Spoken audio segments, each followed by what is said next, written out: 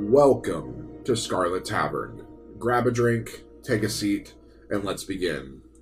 Today we're diving into the world of secret societies and mysterious cults, starting with the enigmatic Fiat Lux cult. Picture this: a group of people convinced they hold the key to a new age of enlightenment, all while dabbling in a cocktail of ancient wisdom and futuristic visions. Sounds intriguing, right? But hold on. Because just when you think you've cracked the code of Fiat Lux, we're taking a sharp turn into the even more bewildering realm of the Solar Temple cult.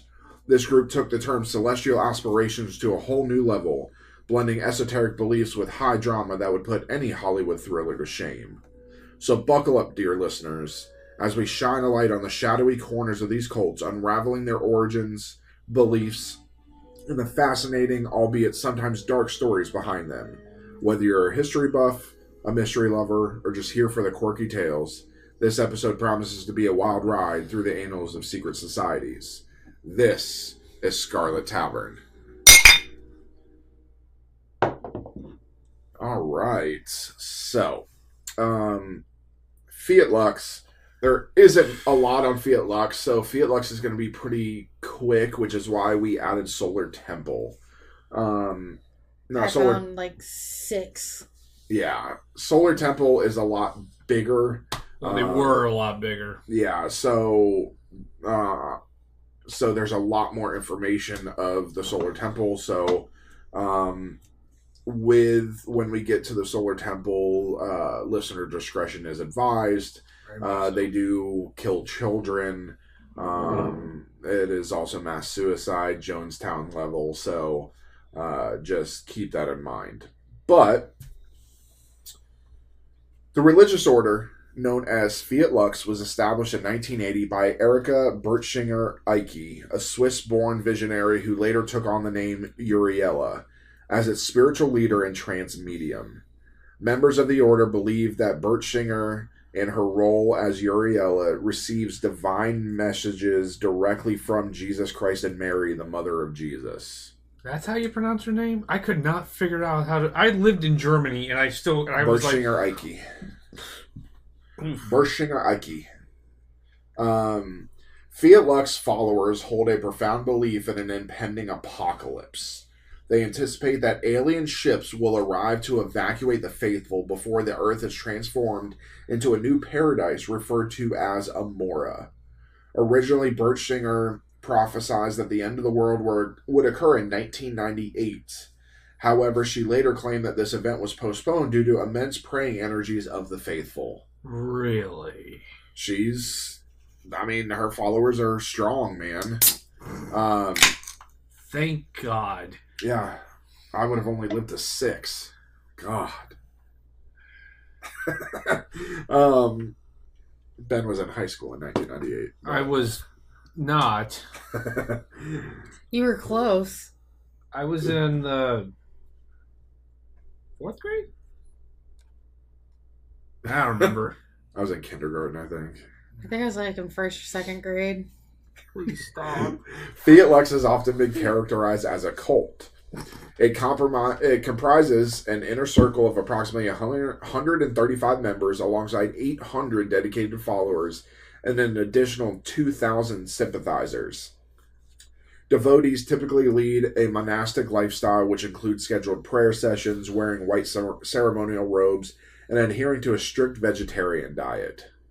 Fuck that. Seriously. I'm out just for that. What is with these cults and these vegetarian diets? Jesus, eat some meat. Get some chicken. I don't know. Maybe you wouldn't be a cult. Yeah. It might actually. So does this mean all vegetarians are cultists? All vegetarians and vegans? Oh, we better talk to Elliot. Yeah, I think we need to talk to Elliot about that one. Oh, wait. We're a cult. No. Damn it. If that's Did the I case, join a cult? Well, guess whose D&D character is vegan? That was your choice. So does that mean I'm a cult leader? Because the Order of the Raven. I mean, it is a cult. God damn it. I joined a cult. We're making fun of cultists. We became the cultists. We became that which we despise the most. Pretty much. Fiat Lux's significant religious events include Sunday services featuring Uriela's public full trance revelations, which are lengthy speeches delivered by Jesus to the assembly, followed by various spiritual healings and separate sessions. These messages and visions are compiled and printed, forming a cumulative body of new revelations which serve as the primary source of the group's teachings. In this bright Fiat Lux castle, members gain access to a privileged panorama as Uriella opens all the relevant windows into the machinations of the fallen world. So this is sponsored by Microsoft. Pretty much. The lifestyle within Fiat Lux is strictly regulated and monastic, involving new ritual names, designated times for prayer, celibacy, vegetarian food, white ceremonial dress, and other rules for pure conduct. The order also runs a small humanitarian project called ADSUM, which provides aid to countries like Romania. That's an odd choice. I found that an odd choice of all countries. Romania is not exactly a third world country. Romania is where a lot of churches do missionary work. There's poor people there for sure, but a lot of missionary work goes to Romania. It's hardly a third world country. The church I was a part of did Romanian work all the time. I really feel like some of these churches do these mission works in like these other countries because it's nice vacation destinations for their people. Mine did China. I think Turkey. I mean, China's yes because of the whole, communism thing. Yeah, and then Liberia. So back in the day, Romania, Christianity was not allowed in Romania. Because it was a communist nation. Yeah, so they had underground churches. And I think it just, now that, obviously it's allowed now, so I think it just kind of continued from there, I think is why they do it. That must be it, because it's like, they're not a wealthy country. No, but what country really is a wealthy country at this point? Seriously. Saudi Arabia? Okay. I mean, technically we're more wealthy than they are. Let's for Saudi Arabia, let's clarify. The royal family of the House of Saud is wealthy. Everyone else in Saudi Arabia? The country is worth $1.6 trillion. Again, but that's also oil. But which Romania has, by the way. Yes.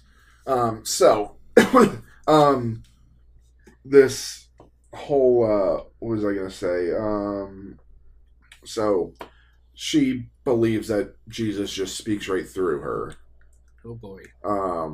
Yeah. I mean, full trance revelations. Listen. Oh, that's what I was gonna say. So, spirit healings. So, obviously, I came from a Pentecostal church. Spirit healings happen all the time. Well, we actually had a church that faked them so we used to do competitions. So we would have drama and puppets and all of this stuff that we would do national competitions for. And our church was one of the top in the country for it. We were very good. And we would go to a church called Orlando Faith Assembly. They're Assemblies of God Church, and I'm calling them out because I don't give a shit. Orlando Faith Assembly, it's where this competition we would do is called the Fine Arts Festival. Again, pretty much every fine arts, singing, dancing, any fine arts, you would go here and you would compete against other churches. You would use Christian songs, you would do all that, and you would compete against other churches in the state level, or the district level, then you would do districts, then state, then nationals. And it was always held at Orlando Faith. Huge church, mega church. And so you would do all of your stuff, and it would always happen on a weekend. It was like a Friday, Saturday, Sunday, Monday. So on Sundays, they would have normal church. Well, this is a big mega church. I'm talking stadium seating auditorium. Oh, good Lord. It's a huge church. And I can't really complain. Two to three levels. And so, they had one year that there was a woman who was born with one arm shorter than the other. I pull that joke on people before all the time. And they did a healing, and her arm grew right there in front of everybody. it came out that it was faked. And that they faked the healing. And they stopped holding nationals or state at that church after that. And so, like, we always came in, like, second, usually. They always came in first place. Because they were the big church. I just get the idea, an image of, like, Christian Dodgeball, the movie. Is there, like, a Christian Patches of Houlihan's? Like, we gotta beat those bloody Baptists at their own game. So, I will say... it kept me in the fine arts. It was a great outlet for me and getting to do drama and all of this stuff. Yes, it was on the Christian side of everything and doing what we call music videos. But actually some of mine are on YouTube. Oh, I can show you. They are saved on YouTube. I'm good not seeing them. No, they're actually really good. Okay. One of them is Casting Crowns, actually. Okay. So you would like it. I do like Casting Crowns. But anyways, yeah. So this whole spiritual healings thing, it reminded me of that. So back on topic. Fiat Lux's faith in syncretistic and apocalyptic. Or sorry, syncretistic and apocalyptic. Incorporating various assumptions typical of contemporary esoteric ufologies, such as reincarnation and the ascension of the soul. The group believes humanity is currently living in the end times, with imminent destruction of parts of Earth by massive tidal waves, asteroid impacts, volcanic eruptions, earthquakes, and a devastating world war, including Nazi UFOs hidden in Antarctica. Damn it, I knew that's where they were hiding. Okay, is this another, like, SG-1 and X-Files? That'd be a great show. Well, no, think about it. X-Files had one hidden in Antarctica. An ancient base was in Stargate SG-1. Just see a UFO, and there's just 2 lightning bolts on it. God, they made a movie about. I think they made a movie SS. about. They made a movie about that. This actually, green alien walks out, and it's just a green alien with just a soul patch. They actually made a movie about that with Nazis on the moon. Take me to your leader. And then they had a sequel to a follow-up with the lizard people in Antarctica. That's one that we should look up, lizard people. Oh, it's on our list.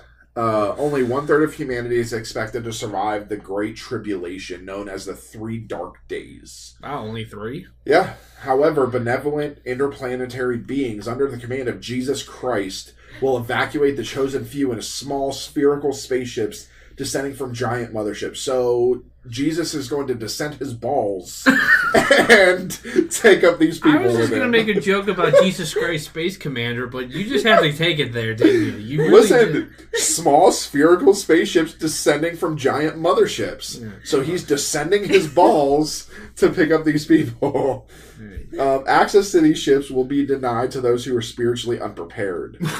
This evacuation is expected to last for 3 weeks, during which a spiritual awakening and purification of earthly souls will occur on the motherships. The Earth will then be transformed into a new paradisiacal entity called Amora, featuring the return of ancient sunken continents, a mild climate, and new fauna and flora, and more. I need to save this so I can write some adventure novels based on this. Holy shit. Jesus is going to descend his balls to pick up these people. If you're not prepared, he's going to say, no, you don't get to touch my balls. And you get to stay here. And then everything is going, then Atlantis is coming back, is what they're saying. So Atlantis returns. Listen, if Atlantis is coming back, Jesus, keep your balls away from me. I'm staying for Atlantis. Yeah. Could you imagine there being like the TSA equivalent of these people checking people? Nope, sorry, sir, your thing there. Nope, move along. Nope, sorry. Jesus, this one's good. Open your balls. We're good. God. He's got a knife. He's gonna cut the balls. To any members of this cult who are listening, if you ever listen to us, we don't care. We don't care, especially because you're French and French Canadian. No, actually, these guys are mostly German. Next guys who are French. Well, Fiat, yeah. But Fiat Lux did have. Well, they're all over stuff in France. They're all over Europe, Yeah. but they're mostly centered around Switzerland and Germany. So, following the transformation of Earth into a more millennial era of peace, harmony, and unity with all creation is anticipated. Christ will return. Mary will reign. Queen Mary? Yeah. Yin and Yang will be balanced. And there will be visible contact with angels and other spiritual beings. So everybody will be blind.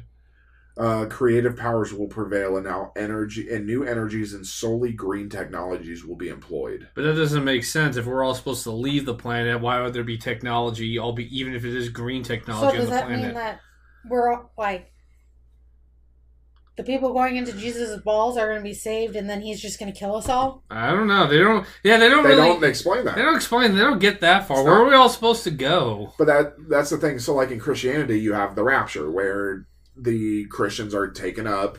They go to heaven. Yeah, you go to and heaven. Everybody else stays on Earth and is there for eternity. Yeah. In an age of darkness. And then there's a second rapture where people find religion and find Jesus. Where this they don't fucking talk about that. This is the one thing like, that listen, leave me here. If there's Atlantis, if you're just bringing Atlantis back, if Lemuria and all those other places, I want to see those places. Yin Yang is balanced. I can see angels and other beings. Like, let me stay here. Exactly. Yeah, this is one thing, just a little off topic. I never understood about the rapture. So everyone's like, "Oh, all the non-believers will be left behind." I can assure you that if a good chunk of the population were to suddenly disappear up into the sky in heaven, however way it happened, I guarantee you everybody would start believing. No, seriously, I mean, I would celebrate. Well, I'd just be like, listen, I don't have to deal with half these fucking people anymore. Exactly. But again, though, you would realize where they went to. It'd be like, okay, maybe there was something to the Bible. And then there's a flaw there. Well, I'm sure. Then that's a flaw. We talk about there's flaws in the Bible. Oh, of course. Things like that because the Bible is written by men. Mm-hmm. Ordinary men. So there's flaws. So if the rapture is a real thing and you're going to everybody's being taken to heaven and then now you have all these believers who now you're because they just literally witnesses God's power. So right now there it's like wait a minute. So now they're sitting here for another 1,000 years. Yeah. And I'm a believer. There's no point in being a believer because guess what? You're not going to live long enough to go to heaven. I think that might have been a it might have been a mistranslation. Who knows? I don't know. Or it's all fake. I don't think so. So anyway. originally the final phase of these events was predicted to commence in 1998. That didn't happen. However, Uriela later revealed that due to the immense praying energies of the faithful, God granted a temporary postponement or time of grace. It's possible that Uriela may pronounce other concrete deadlines in the future, renewing apocalyptic tension. Alternatively, the millenarian events might become increasingly spiritualized or deferred, as seen in other esoteric ufologies that focus more on light work and ascension. Some of the Order's current publications suggest this shift.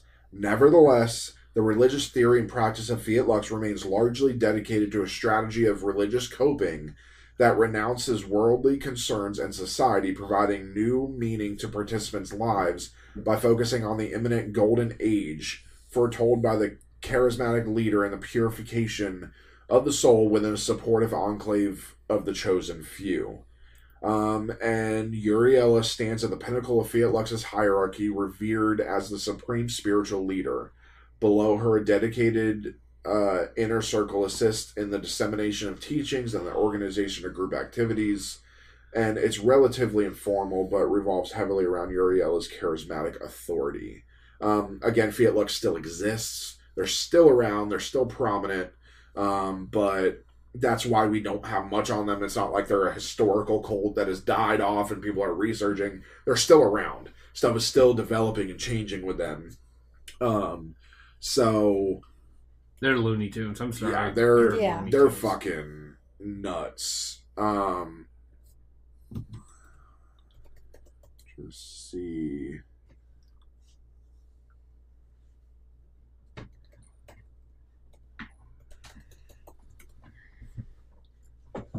I was trying to see if they had a website, and they don't. No. They don't have... There's really not don't. a lot on them. I guess we just have to wander the Black Forest until we find these weirdos. Yeah. Which, by the way, I don't want to do that. All of you just fucking die. Okay. So, let's get into the Order of the Solar Temple. And again, just to reiterate, viewer discretion advised, this does involve death and murder. Listener discretion is advised. Order of the Solar Temple. I'm not going to say the French one. Commonly referred to as the Solar Temple, was an esoteric... also, pardon us for any mispronunciations of any of this, because again, it's French. And I'm the only one who actually took French, and so I don't care about speaking French because you guys don't matter. Wow. I mean, they run away from everything anyways.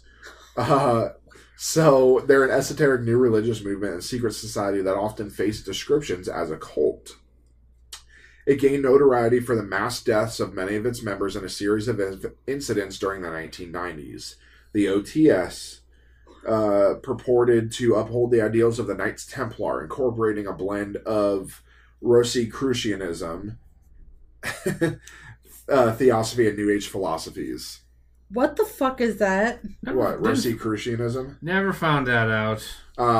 So Rosicrucians are members of any of several later or modern bodies of societies referring to principles derived from or attributed to early Rosicrucians. So Rosicrucian is a spiritual... Rosicrucianism is a spiritual and cultural movement that arose in the early modern Europe in early 17th century after the publication of several texts announcing to the world of a new esoteric order, symbolized by the Rosy Cross or the Rose Cross. Basically, so there have been other organizations, the Order of the Golden and Rosy Cross from the 1750s to the 1790s, Societas Rosicruciana in Anglia, 1865 to present, and the Hermetic Order of the Golden Dawn from 1887 to 1903. I've heard of the Order of the Golden Dawn, but only because they featured them in like other like fiction stuff. They always seem to be associated with like Nazi occultism. Yeah, so at least fictionally. So Rosicrucianism is something actually I'm not going to go into it because we can do an entire episode on Rosicrucianism. Yeah. So because there is a lot to it. And it is a great one for us because it's also historic. Oh, yeah. As well. Because you got to think that this happened in the 1600s in Germany and throughout Europe. Just 2 anonymous manifestos just appeared in Germany in the 1600s. And that's what started the whole thing. Which is convenient because that's when the church stopped doing the whole Inquisition thing. Yeah, so we will do an entire episode on Rosicrucianism. But that's basically what that is. So this movement was established in 1984 by Luc Jouret and Joseph de Mambro in Geneva, Switzerland. The Order of the Solar Temple, OTS, was one of many Neo-Templar organizations active in France and Switzerland during the 19th and 20th centuries. These groups claim an unbroken lineage from the original medieval Knights Templar dissolved by Pope Clement V in the early 14th century after accusations of witchcraft and heresy. In 1310, 54 Templar Knights were burned at the stake, and 4 years later the Grand Master and another high-ranking leader met the same fate. The idea of the Templars' continued existence has been widely discredited by scholars, with French historian Regine Pernaud describing it as totally insane. So it is true, it is. The Templars were broken away, but there is a misconception without that. They did hunt down and kill the Templars in France, which is where their main base was, but there was others that existed. There were other chapters in Spain, Portugal, Italy, England that survived and just kind of They either blended They went to ground.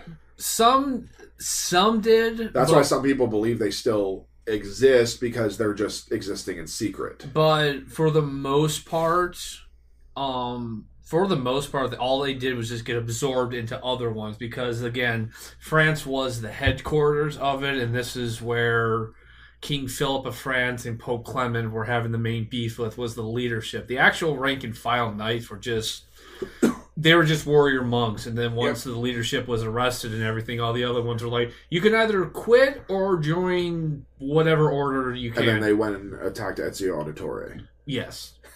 So just Assassin's Creed does a great job of it, but obviously it's a game universe. They brought out more of the cult side, exactly, the cult beliefs. Most of the charges of the Templars being a cult or heresy and witchcraft were in all likelihood false. But we don't know. We don't know because there's no records of it. Because they burned it. Yeah. So, in 1968, French esotericist and author Jacques Breyer, along with Raymond Bernard, the former Grandmaster of the ancient mystical order Rosicrucis, or Amorc, established the renewed Order of the Temple, or ORT.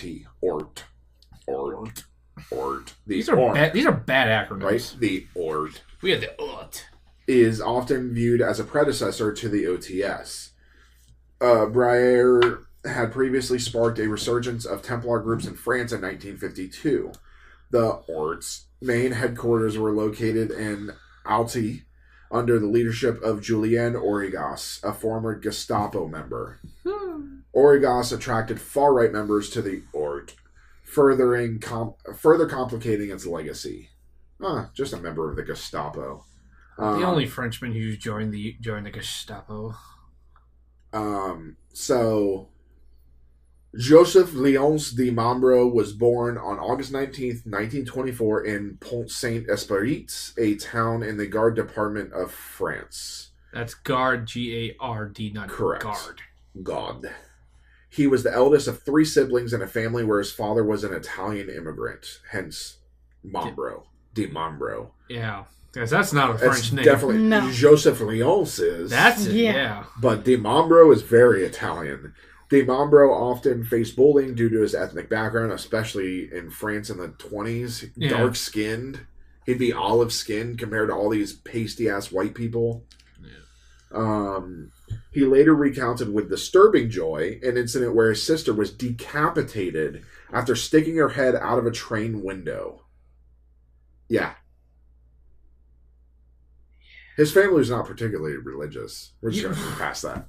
What the fuck? Yeah, she stuck her head out a train window, and if I remember right, it was, it wasn't an actual, tunnel that they were coming up to. You know how a lot of the older trains, they had the markers that would go every so feet to mark, and apparently she stuck her head out, and one of those came up and cut her head off. Ripped it clean off. He's a psychopath.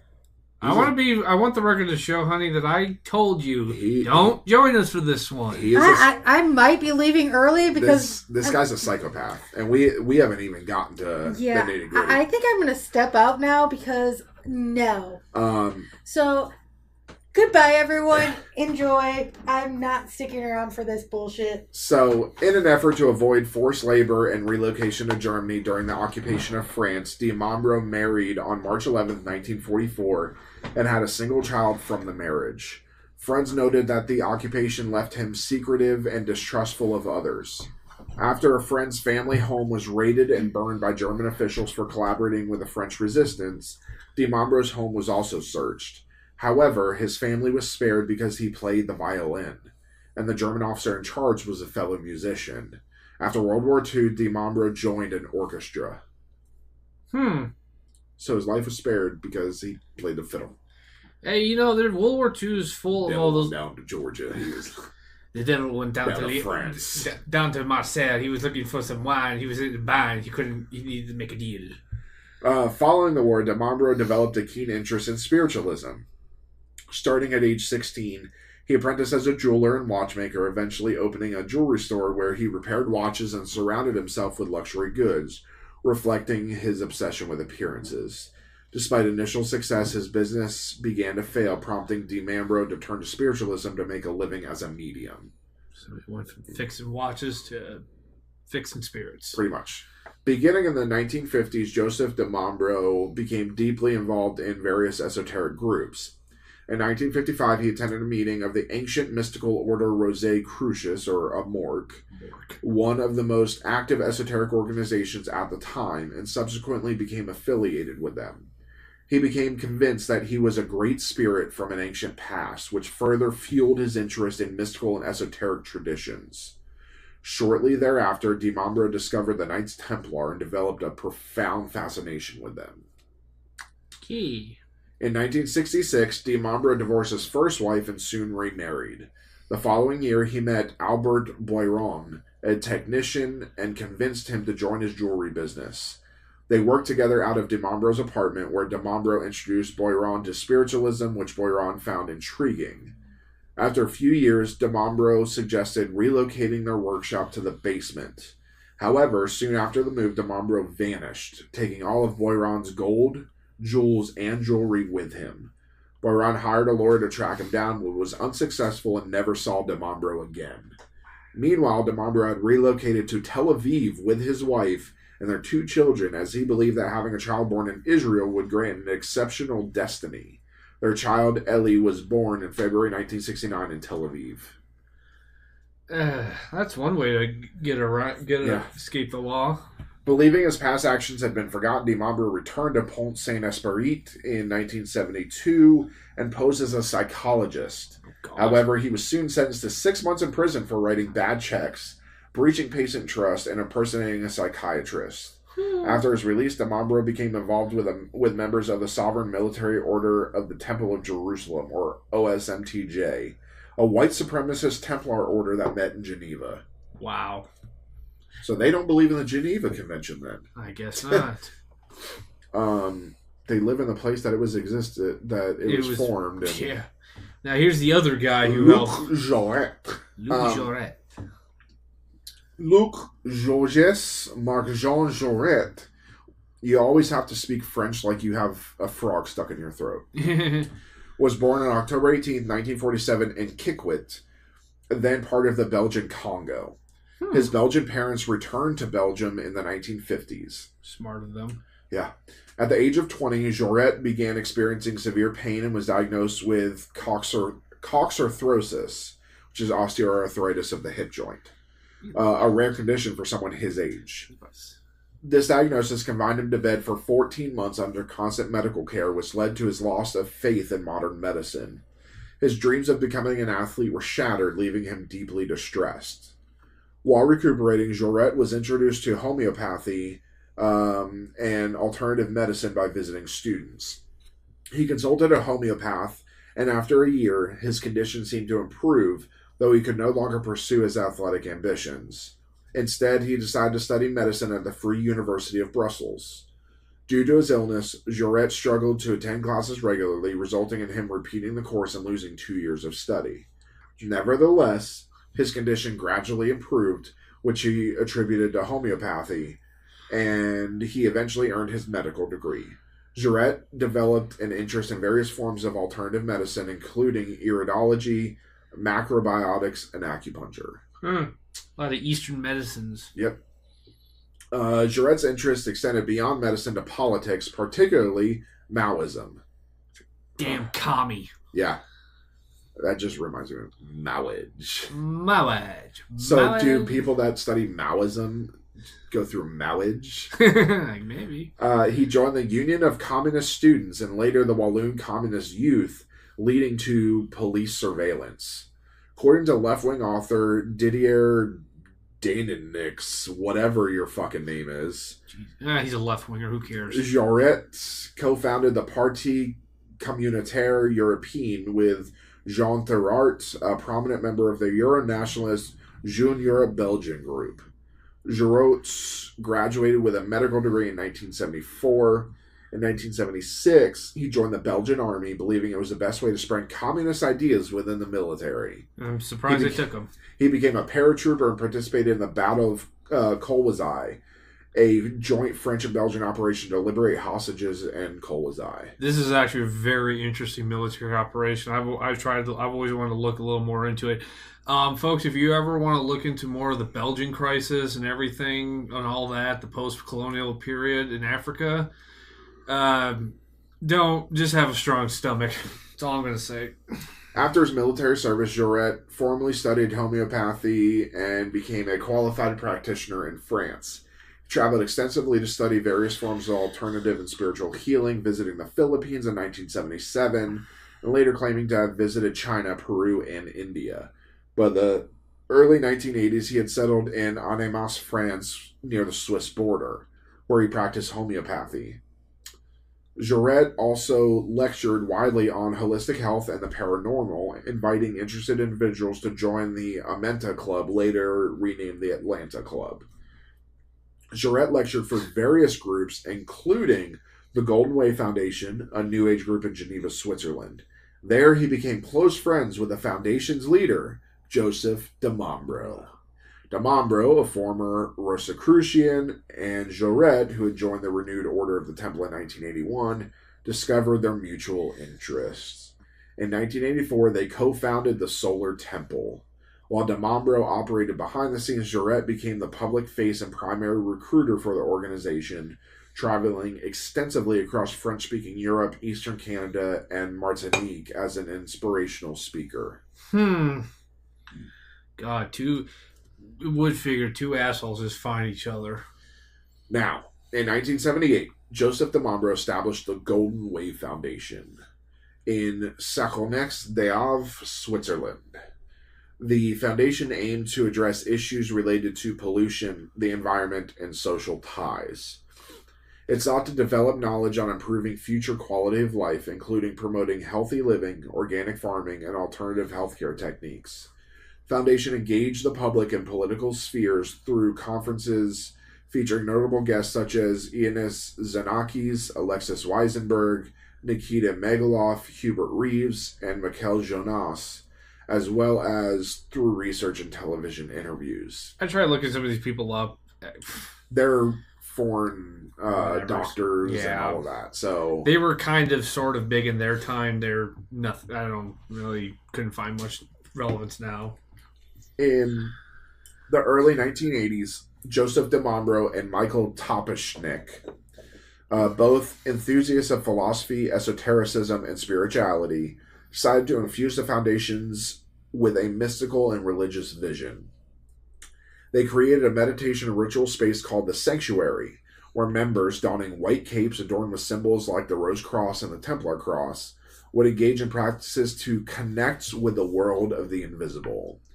Michel Toposhnik conducted several esotericism conferences, while de Mombro established the Amenta Society to disseminate the Golden Way Foundation's ideas and recruit new members. So they created a foundation that did really good stuff, and then decided to create a society to get rid of that. What? It's like this happened. It's like this. Has this ever happened in a cult before? No. This is the first time. Yeah. De Mombro was perceived by Foundation members as a medium and a walk-in being, which is a spirit inhabiting another's body.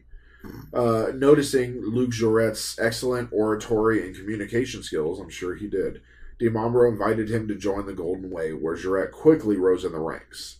In 1981, Camille Pilet, who would later become the treasurer of the OTS, suffered a heart attack and met Jaurès. Intrigued by the alternative medicines promoted by Jaurès, Pilet joined the group. Now, in the same year, de Mombro invited Julien Origas, leader of the renowned Order of the Temple, Ort, to visit the Golden Way commune. Impressed with Jaurès, Origas invited him into Ort. After Origas' death in 1983, de Mombro encouraged Jaurès to take over Ort, and Jaurès became its new Grand Master before being expelled by Origas' daughter over leadership and financial dispute. Of course. Jaurès then led a schismatic group of 30 Ort members, forming the International Chivalric Order of the Solar Tradition. Good lord. OICTS. I was about to say, try to say it in French. Ordre International Chevaleresque des Traditions Solaires. I don't know. Yeah, good. In Geneva, which established branches in Martinique and Quebec. Michel Trabagnac became president of the Golden Way Foundation the same year. Oh, yeah. These you know what? These guys are all about their big, fancy freaking names. Holy crap. In June 1981, de Mombro, then 57, began an affair with 21-year-old Dominique Belleton. He later claimed to have received a revelation from the masters that Belleton would bear a cosmic child through theogamy. In 1982, de Mombro announced that a great mission awaited the Foundation and that a child king was to be born. Belleton, a young woman who had been hunted by pimps and joined the order after her parents' requests, was declared the surrogate mother of the cosmic child. A ceremony in the order's crypt, yes, they have a crypt, complete with special effects, convinced members of the supernatural powers of theogamy, though Belleton and de Mombro's mistress, though Belleton was de Mombro's mistress and had been pregnant for several weeks.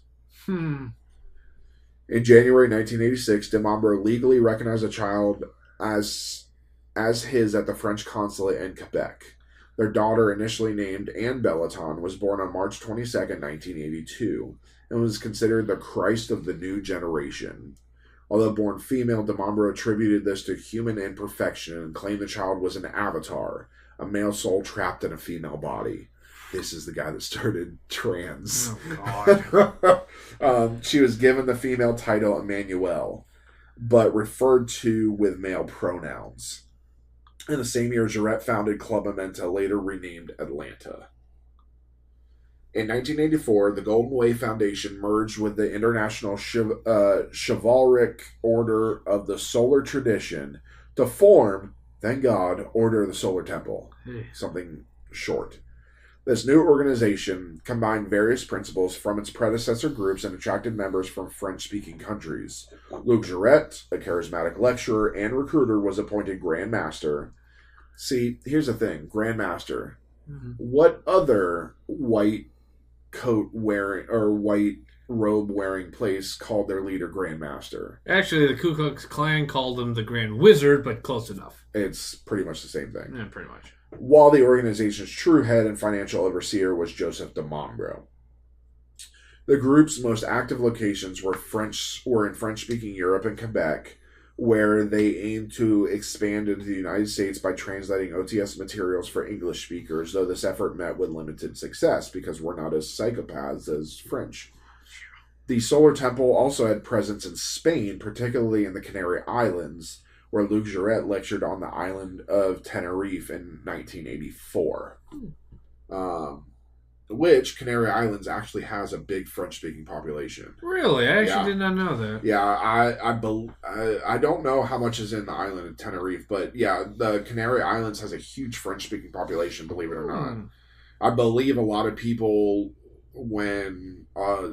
I don't remember exactly when it is, but some war, a lot of them fled France and went to Spain. In 1985, de Mombro decided to establish a survival center in Canada in anticipation of a potential nuclear war in 1985. They purchased an estate named Sacré-Cœur in Sainte-Anne-de-la-Prade, Quebec, to set up an organic farm. The organization used several subsidiaries, both official and covert, to finance these real estate purchases, allowing de Mombro to profit by reselling his stakes to members. Along with Luc Jarrett, Dominique Belleton, and Camille Pillet, de Mombro acquired 4 semi-detached chalets in Morin Heights, Quebec, and several other properties for OTS activities, including a farm in Chéry, canton of Fribourg, managed by member Albert Giacobino. De Mombro tasked Michael Tabachnik with creating a series of philosophical writings called the Archies. It just reminds me of the comic. That's what I thought too. So he created the Archie comics. Oh God, that's why I don't they're like them. Really part of the cult. Yeah. To inspire members and facilitate their rise within the order. These third-degree initiatory texts, written between 1984 and 1989, consisted of 21 articles, each 15 to 20 pages long, and were considered difficult to understand even by OTS members. You got to know, you're not culting very well when your own cult members don't understand what the hell you're talking about. The group's rituals involved members wearing crusader-type robes and venerating a sword Demambro claimed was an authentic Templar artifact from a past life. The Apple of Eden. Oh, God. Ritual ceremonies orchestrated by member Antonio Tony Dutoit. He's twat. Included staged supernatural apparitions and manifestations, often accompanied by loud cosmic music and holograms, which were actually created by Demambro's wife, Jocelyn Demambrio. The central authority of the OTS was the Synarchy of the Temple, whose membership was kept secret. The top 33 members, known as the Elder Brothers of the Rosy Cross. Jesus Christ. They have call yourself the Brothers. I was about to say, these guys have a lot of titles. It's because of it's medieval. That's what they did in medieval times. You know what? I've read enough. I've read enough about medieval stuff. They weren't even this bad. I think they're just overcompensating because I bet you any money most of these people don't know anything about medieval anything unless for some Hollywood movie told them. It reminds me of the show. There's a show called The Order, and in it it's a college for magic and werewolves. Oh yeah, and great show, really good show. And there's a secret group in there called the Order of the Hermetic Blue Rose. And that is actually where I got a lot of the ideas for our SWTOR stuff. Oh, yeah. They were headquartered in Zurich, Switzerland. The Council of the Order established lodges run by a regional commander and 3 elders. Members progressed through 3 levels, each with 3 grades. The Brother of Parvis, the Knights of the Alliance, and the Brothers of the Ancient Times. Numerous organizations associated with the OTS, such as the International Arcadia Sciences and Tradition, Arcadia Clubs, Menta Clubs, Agata Clubs, and Atlanta Clubs, offered Luc Jouret's teachings to both the general public and privately to OTS members. Lodges featured altars, rituals, and costumes, and initiation ceremonies required members to make expensive purchases and pay initiation fees. Members also paid monthly membership fees and lived communally. Oh, God. Sounds like a cult. Yeah. The OTS's theology drew from various sources and was described by the Quebec coroner as being inspired by occulticism due to its pseudoscientific practices and special initiation requirements. The group's stated aims, according to Jouret, included reestablishing knowledge of authority and power, affirming the primacy of the spiritual over the temporal, making individuals aware of their dignity, or lack thereof, helping humanity through its transitional phases, participating in the assumption of Earth. Did you just assume the Earth? Yes. And we all participate in it. We're part of the cult now. Damn. Aiding in the unification of churches. They've been trying to do that since medieval times. Unify all the churches. Achieving the return of Christ in solar glory. As opposed to wind power glory? So he's the S-U-N, not the S-O-N. So which son is he? OTS members believed they were reincarnated versions of the original Templars, burned at the stake with Grandmaster Jacques de Molay, and belonged to an ancient class of people with a cosmic mission. The group was influenced by Rosicrucianism, Theosophy, and New Age philosophy. Sociologist Francois Champion described the OTS as having a quote-unquote cobbled-together Templar filiation, and it claimed to uphold the ideals of the Knights Templar. Many members of the OTS were wealthy and socially successful, in contrast to many other cults. Well, yeah, because they're the Knights Templar. Yeah. At its peak, the Order of the Solar Temple had 300 to 400 core members. The group reached its height in January 1989 with 442 members spread across metropolitan France, which had 187, Switzerland, which had 90, Canada had 86, Martinique had 53, and the U.S. had 16, and Spain had 10. Good Lord. Generating over $36,000 in monthly revenue. This is in 1989. That's still a lot of money. Yeah, that's not nothing to sneeze at. Most members had limited contact with the leadership and were unaware of their violent plans. Spoiler alert. Yeah. Financially successful members donated significant amounts ranging from hundreds of thousands to millions of dollars to finance the life centers. Sounds like Scientology. Yeah. However, much of this money was diverted to cover the leaders' travel and living expenses, leading to financial problems. Believe we're going to redo Scientology. Oh, I'm sure at some point. We'll probably redo Scientology at some point, because I want to dig a little bit deeper and go visit it. You're on your own for that part.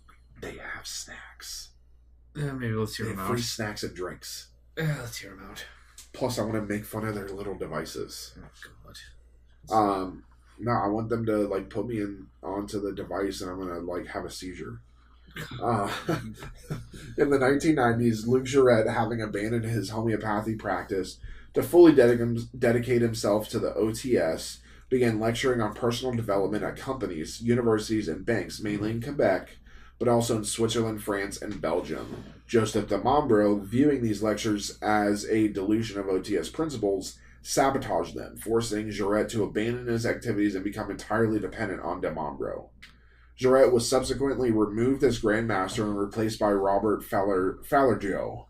In Europe, de Mombro, Camille Paulette, and Alexandre Beauregard purchased land in Salvin, or Valais, and built 3 chalets, one of which housed Jouret. So he got his own chalet.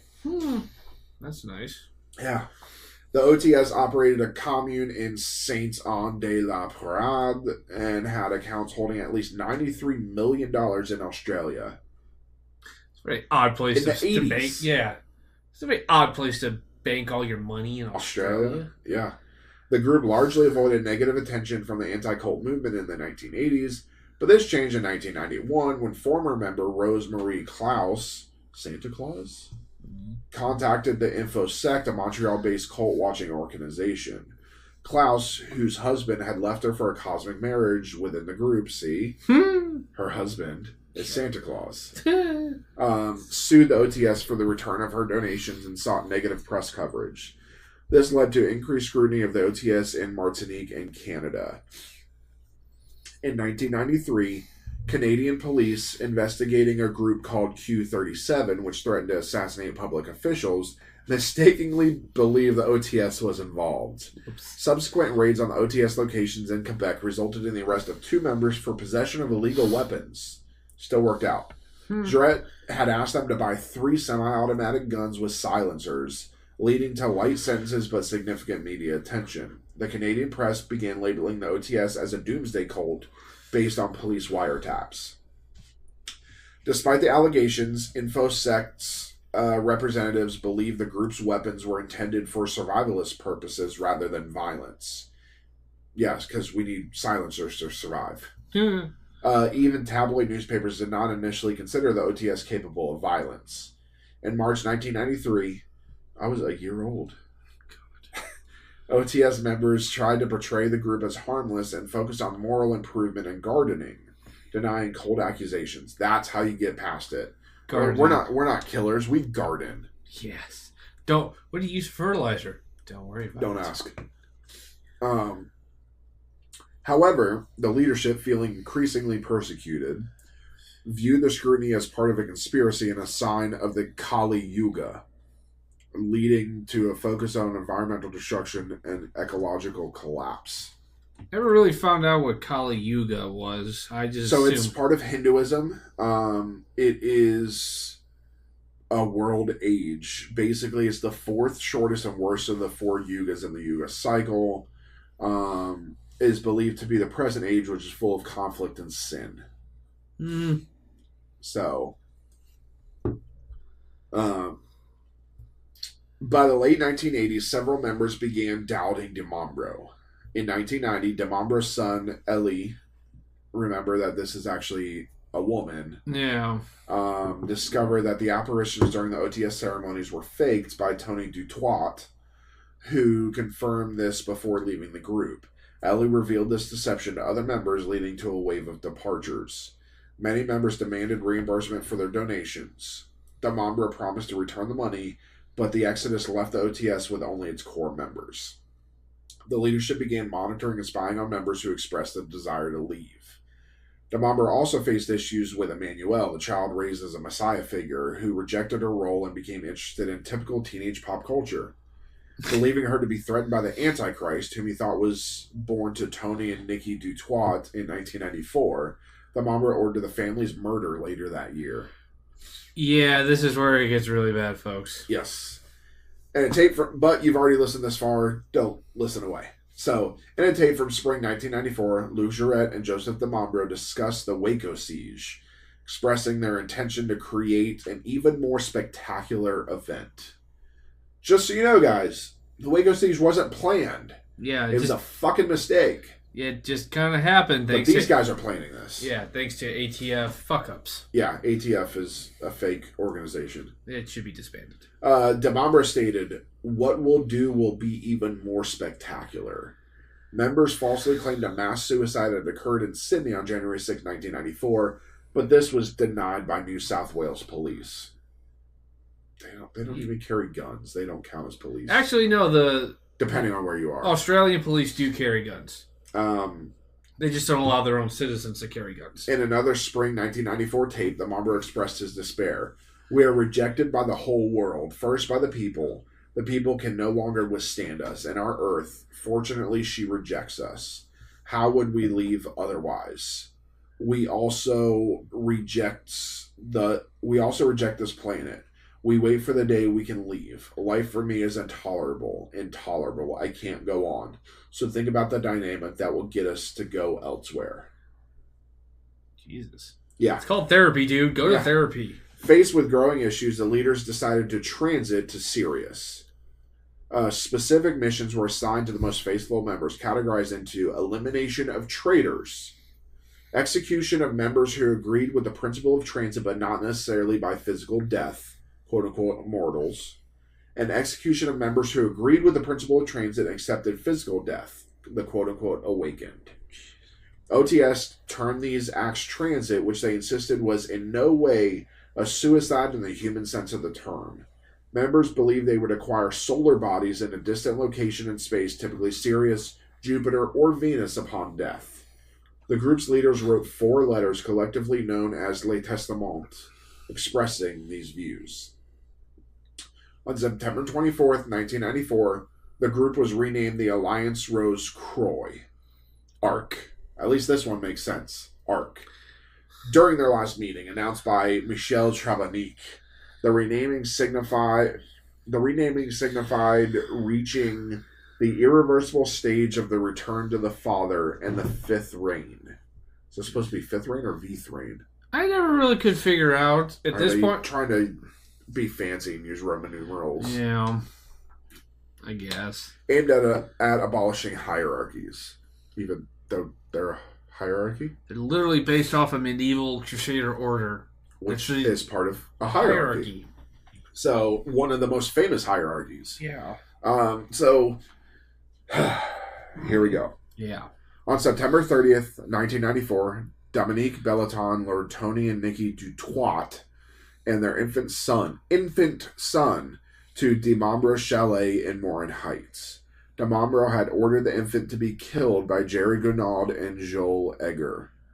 The baby was stabbed through the heart with a wooden stake, and the parents were then murdered, with Tony being stabbed 50 times in the back. Belleton and Egger left for Switzerland, while Gonaud and his wife Colette cleaned up and set fire to the chalet, killing themselves. The Dutoit's bodies were later found hidden in a storage closet. So, they murdered a baby. They not only that, but then they tried to set everything on fire to destroy the evidence, but the bodies were still found in the storage closet. Yeah. So, they didn't really understand how fires worked. On the night of October 4th or 5th, 1994, 2 fires broke out in Switzerland, one at the La Rochette farm in Chery and another in 3 chalets at the Fond du Ban in Salvan. Firefighters discovered 23 people dead in Chery and 25 in Salvan. Many victims were dressed in white, black, or gold ritual cloaks, depending on their initiation level. Jaurette was among the dead in Salvan. Many bodies were burned beyond recognition and identified via dental records. De Mombro's wife and child were also among the deceased. On October 5th, De Mombro instructed member Patrick Varnet to mail the testament letters to roughly 300 people, including the media, followers, and political figures. The letters were sent to 60 scholars and postmarked from D.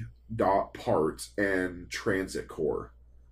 In Chery, 20 victims died from gunshot wounds to the head, 2 suffocated with plastic bags, and another was likely suffocated on October 3rd.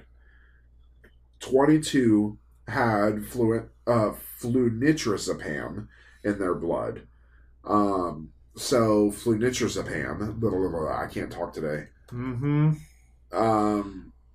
So it's also known as rohypnol. Oh, it's a roofie. Yeah. They roofied them. Yeah, so not only they roofied themselves. Benzodiazepine, all of that stuff. So that's what it is. It's rohypnol. And the building, closed from the inside, was set on fire by an automatic ignition system. Bodies were found in a circle, feet together, heads outward, most with plastic bags over their heads, and gunshot wounds to the head. The plastic bags may have symbolized the ecological disaster the OTS believed would befall humanity after they moved to Sirius. Yeah, that's what it meant. Yeah. In Salvan, victims were injected with curare, opioid, and benzodiazepine-based poison before the cottages were locked from the inside and set on fire. The victims included notable individuals such as a mayor, a journalist, a civil servant, and a sales manager. I didn't realize that was a notable individual, but the suicides/murders occurred around the equinoxes and solstices in line with the group's belief. Most of the dead had died on October 3rd. These people really went off the damn deep end. Yeah. So the OTS leadership meticulously planned their legacy, crafting manifestos and destroying conflicting evidence. However, some ignition devices failed, leaving behind numerous documents, audio, and video recordings, which is how we have all this information. Journalists later discovered audio cassettes in the ruins of the Salvan Chalet, which included records of phone conversations between members. During a search of De Mombro's apartment, a note disassociated the Rosy Cross from Jourette's actions, condemning him for acting against their code of honor. The police investigation revealed the workings of the community and identified members, including Michel Chabanique, who was questioned but cleared of the involvement in the massacre.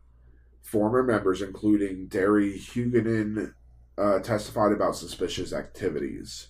Some members continued to support the group's ideas even after the events. The Swiss magistrate concluded that only 15 of the 52 deaths were suicides. The rest were murders. Yeah. On the night of December 15th, 16th, 1995, 16 people, including 13 adults and 3 children, aged 2, 4, and 6, were immolated in a circular star formation at La Troye d'Enfer on the Vercors Massif in France. The bodies were discovered on December 23rd by a gamekeeper. Investigations revealed that 14 people, including the children, took sedative pills, put plastic bags on their heads, and lay in a circle.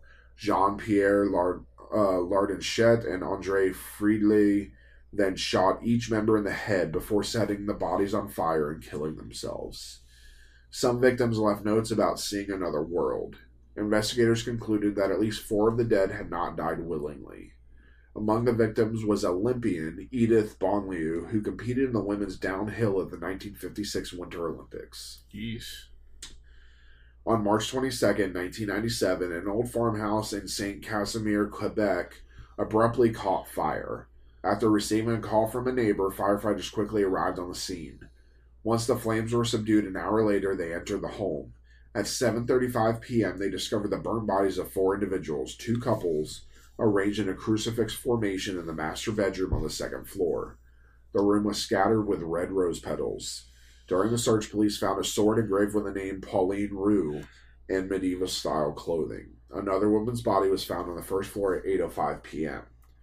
After officers arrived, 3 teenagers, the children of one of the couples, emerged from a shed in the garden. The chief fire officer, suspecting they might have been drugged, had them medically examined.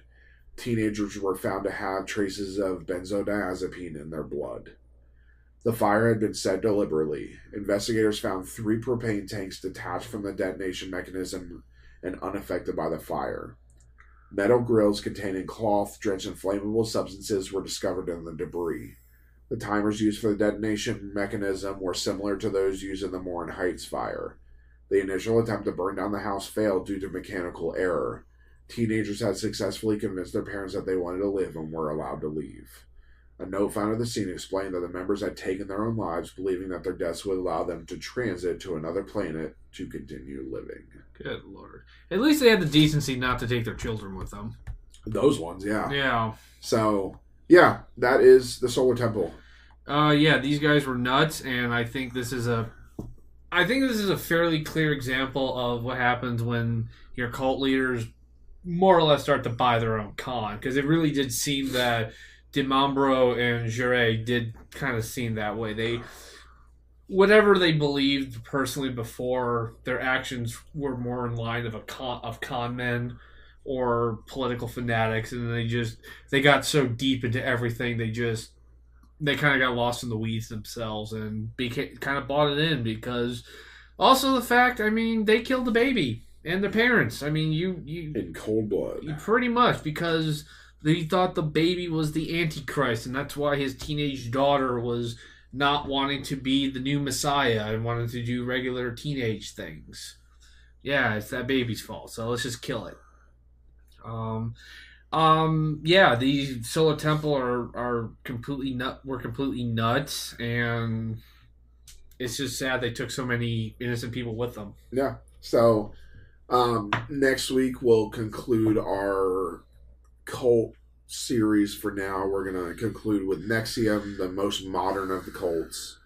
And then we'll move on to some serial killers and some history stuff and stuff like that.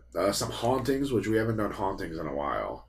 I know we're doing Stanley Hotel, Queen Mary, which is a fun one. Which reminds me, we need to watch Ghost Ship. No, I've already seen that movie. It's so good. But yeah, so we want to thank everybody for listening and visiting the Scarlet Tavern. Please remember to push in your seats, and also, remember that